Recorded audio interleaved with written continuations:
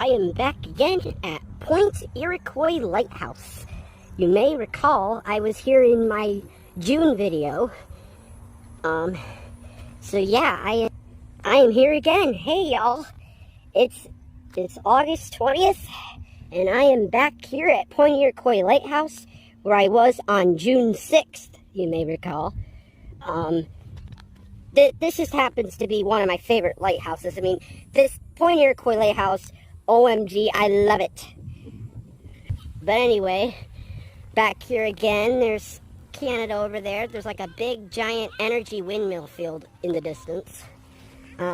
There's Iroquois Island over there. I probably showed y'all this stuff when I was here in June. Yep, lovely Lake Superior.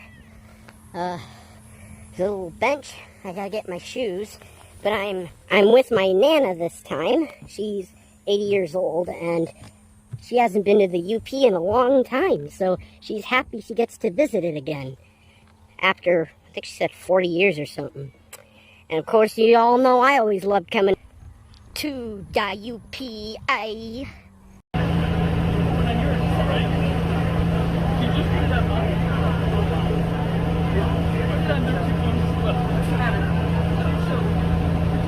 Of Whitefish Bay and the St. Mary's River.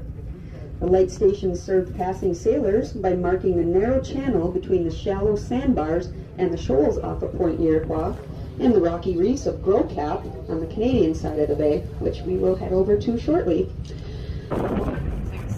Because of the waves? No, that's because of the waves.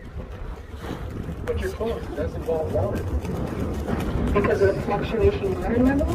Negative. You're close.